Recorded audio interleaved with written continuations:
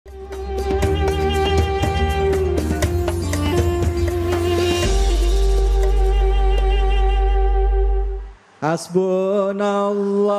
wa ni'mal wakil, ni'mal maula wa ni'man nasir. Hasbunallah wa ni'mal wakil, ni'mal maula wa ni'man nasir. Hasbunallah wa ni'mal wakil, ni'mal maula wa ni'man nasir. Hasbunallah wa ni'mal wakil, ni'mal maula wa ni'man nasir. Sallu ala Nabi Muhammad. Tidak henti-hentinya kita berselawat ya, secara lisan hati kita. Kita berzikir, mengingat Allah, mengagungkan Allah, dan mensyukuri semua nikmat yang telah Allah berikan kepada kita. Dan hari ini kita coba diingatkan melalui surah Al-A'raf ayat 26 hingga 30. Di antaranya adalah bagaimana kita coba memaknai tentang konsep ketakwaan. Sering kita terlena dengan busana duniawi. Sering kita terlena dengan kebanggaan akan rumah yang mewah, mobil yang bagus, ya. Baju yang cantik, baju yang branded, tas yang keren, jam tangan yang mahal. Tapi sebaik-baik pakaian sebenarnya adalah ketakwaan. Karena pada saat kita kelak berpulang ke rahmatullah, nggak ada yang kita bawa. Setuju apa setuju? Betul apa betul? Rumah dibawa? Mobil dibawa? Baju dibawa? Handphone dibawa? Motor dibawa? Suami ngikut? Boro-boro. Nganterin doang. Oke, baik, kita akan lanjutkan lagi ya kajian kita surah Al-A'raf ayat ke-30 bersama dengan guru kita Al-Ustadz Al-Mukarram Ustadz Tian Kamaluddin. Fadhol Ustadz.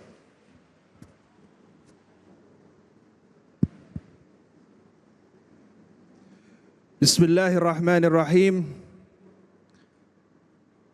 Bapak Ibu yang dirahmati Allah Subhanahu wa taala, hamba Allah yang berbahagia, Allah Subhanahu wa ta'ala menurunkan Rasul-Rasulnya.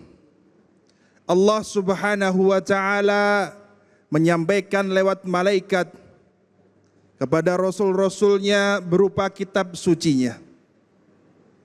Dan Rasulullah, Rasul-Rasulnya Allah, yang terakhir Rasulullah Muhammad sallallahu alaihi wasallam dengan Al-Qur'anul Karim sebagai hudan lil muttaqin, petunjuk bagi orang-orang yang bertakwa.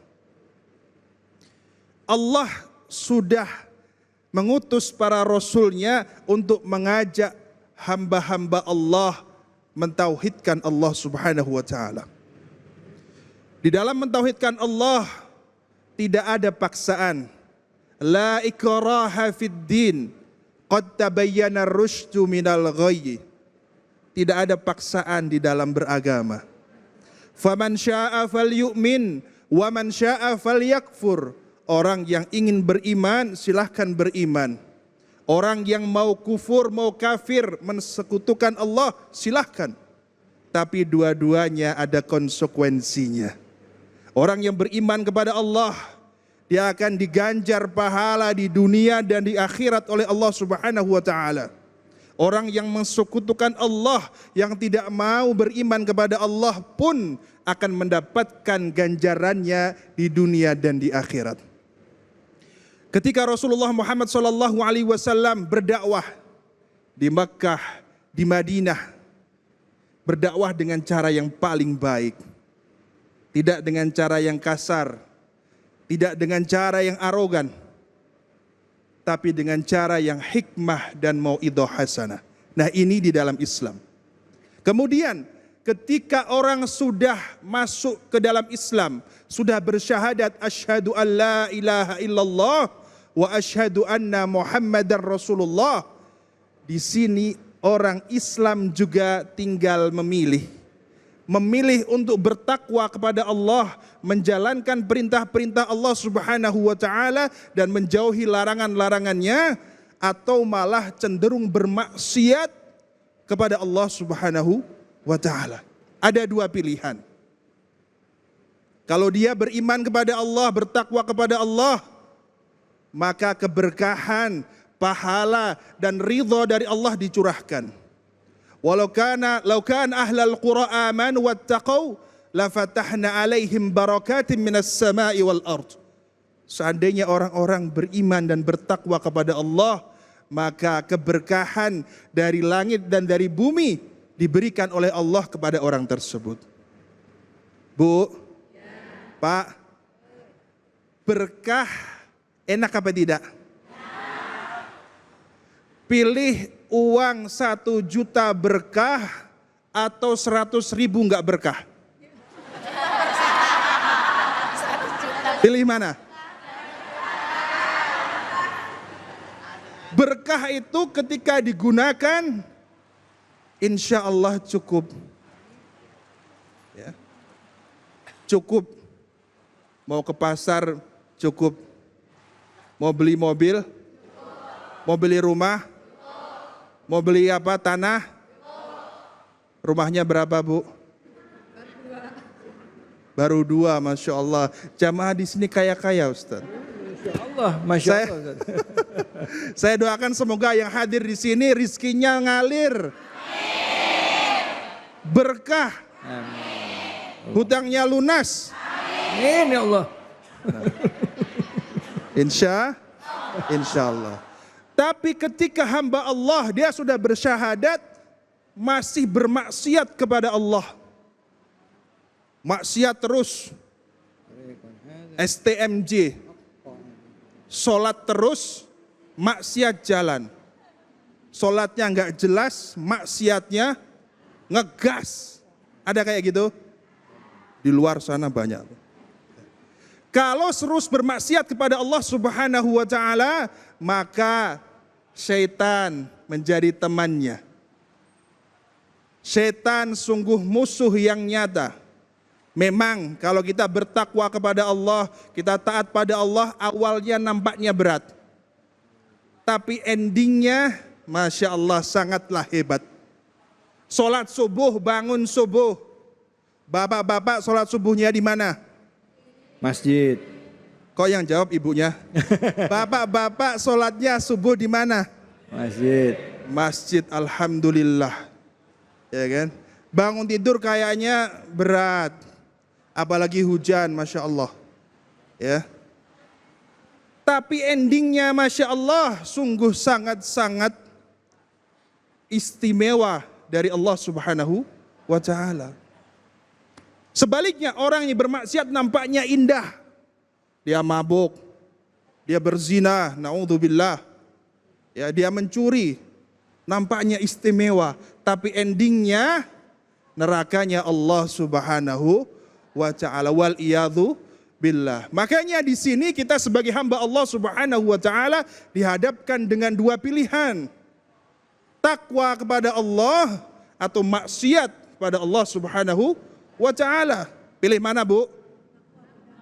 Takwa kepada Allah. Serius? Ya. Yakin? Yakin. Bapak pilih mana? Takwa? Betul? Insya Allah yang hadir di sini semuanya di jalan takwanya Allah Subhanahu wa ta'ala. Dihindarkan dari godaan-godaan syaitan yang terkutuk. Makanya teruslah mendekat pada Allah. Doa kepada Allah. Minta kepada Allah. Allahumma sabbit qulubana ala dinik. Ya Allah, tetapkanlah hati kami dalam agamamu ya Allah. Allahumma zid imanana. Tambahkanlah iman kami ya Allah. Wazid taqwa, dan tambahkanlah takwa kami ya Allah. Pak, Bu, habis sholat doa apa tidak? Doa apa tidak? Ada di sini yang habis sholat megang HP? Ada? Yang bangun tidur megang HP ada? Ada. Semuanya. Jujur semuanya nih Ustaz. Ibu-ibu bangun tidur yang dipegang suaminya atau HP? HP. Ya Allah. Tanya bapak-bapaknya dong. Bapak-bapak handphonenya dibawa enggak? Bawa apa tidak? Masya Allah. Kadang ada bapak-bapak ingat megang HP lupa sama istrinya. Iya. Nah ini yang repot. Pas pulang kampung banyak itu Ustadz. Masuk mobil pegang HP, istrinya ketinggalan. Di SPBU. Ada yang begitu. Masya Allah. Siap hadirin Bapak Ibu. Takwa kepada Allah Subhanahu wa ta'ala. Insya Allah takwa kepada Allah berkah hidupnya di dunia. Dan nanti di akhirat masuk surga.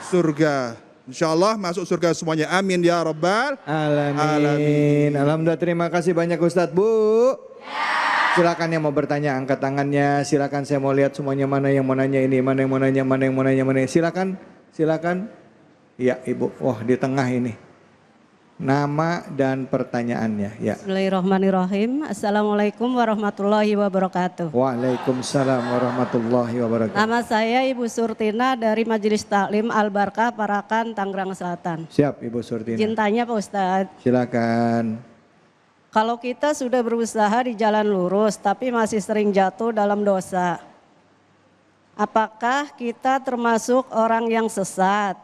Dan bagaimana cara membedakan ujian dari Allah dengan godaan setan? Nah, Demikian. Assalamualaikum warahmatullahi wabarakatuh. Waalaikumsalam warahmatullahi wabarakatuh. Banyak orang yang udah usaha gagal mulu gitu ya. Pengen rajin, gagal, rajin sholat, ada aja godaannya Ustadz. Nah kayak gitu itu termasuk gimana itu kayak gitu Ustadz. Terus gimana caranya supaya bisa ngelawan itu semua gitu ya Bu ya. Nah silakan Ustadz Fadol. Bismillahirrahmanirrahim. Al-insanu mahalul khata' wan nisyan. Manusia tempatnya salah dan lupa, Bu. Tempatnya salah dan lupa. Kadang salah, kadang lupa. Hari ini bermaksiat, besok tobat. Habis tobat besoknya maksiat lagi, tobat lagi, maksiat lagi gitu Ustadz. Salah sekali, maksiat sekali itu wajar. Karena manusia bukan malaikat. Tapi kalau setiap kali salah, setiap kali maksiat itu bukan wajar. Tapi apa? Kurang. Ya Allah, ibu-ibunya kompak banget. Lihatnya ke saya lagi, kurang. Kalau maksiat sekali, wajar. Nah, lantas bagaimana ketika hamba Allah, dia bermaksiat, besoknya bermaksiat. Setiap selesai maksiat, segera taubat kepada Allah Subhanahu wa ta'ala. Ya, wasari'u ila maghfiratin min rabbikum. Ya, bergegaslah untuk menjemput ampunan dari Allah Subhanahu wa ta'ala. Selagi masih ada nyawa di kandung badan, maka insya Allah ampunan Allah masih terbuka. Kata Rasulullah, malam yugharghir, selagi sebelum nyawa itu ada di kerongkongan. Pernah lihat orang yang sakaratul maut, Bu? Pak? Pernah? Kalau kemarin ketika corona, saya sering mentalkin orang yang sakaratul maut, tapi via video call. Jadi karena keluarganya nggak boleh mendekat, kami pun nggak boleh mendekat, maka perawatnya video call. Itu ada yang mudah, ada yang susah. Kita ajak, Pak, syahadat asyhadu an la ilaha illallah, itu mudah. Ada yang hanya melafalkan kalimat pendek Allah, itu susah. Ya. Kenapa? Ternyata ketika masih hidupnya, masih sehatnya, dia terus bermaksiat kepada Allah Subhanahu wa ta'ala. Wal-iyadu billah. Ya. Jadi intinya ketika kita bermaksiat, kita sadar, maka segera bertaubat kepada Allah Subhanahu wa ta'ala. Ya. Dan ikutilah hal yang buruk tersebut dengan hal yang baik. Dengan sedekah, dengan baca Quran, dengan sholat taubat, dan lain sebagainya. Nah, sekarang bagaimana membedakan antara itu ujian dari Allah, ataukah itu godaan syaitan? Ya. Kalau ujian dari Allah Subhanahu wa ta'ala, ketika hamba Allah melaluinya, maka dia akan semakin diangkat derajatnya oleh Allah. Tapi kalau itu godaan syaitan, hatinya akan merasa was-was dan merasa tidak enak, dan dia semakin jauh dari Allah, semakin dekat kepada syaitan, wal iyadu billah. Wallahu a'lam bissawab. Insyaallah. Baik, terima kasih banyak Ustadz. Bu, udah jelas ya tadi ya. Ibu mana yang nanya tadi, mana Ibu? Oh, itu dia. Oke Bu, ya, jadi yang tadi udah jelaskan oleh Ustadz, semoga itu bisa jadi pencerah buat kita ya. Saya mau nanya sama Ustadz nih, Ustadz di ayat ini Ustadz dikatakan ya, fariqan hadza wa fariqan haqqa alaihimul dhalalah gitu. Sebagiannya diberi petunjuk dan sebagian lagi dibiarkan menjadi sesat. Nah, bagaimana kalau ada orang yang berpikiran dia sesat ini karena memang ketentuan Allah. Allah memang bikin saya seperti ini. Saya sesat karena memang Allah jadikan takdir saya seperti ini. Nah, bagaimana? Tapi nanti jawabnya. Nanti jawabnya ya. Apakah pemikiran ini benar atau ini cara sesat berpikir? Jangan kemana-mana. Kita akan kembali lagi tetap di sini di Cahaya Hati Indonesia.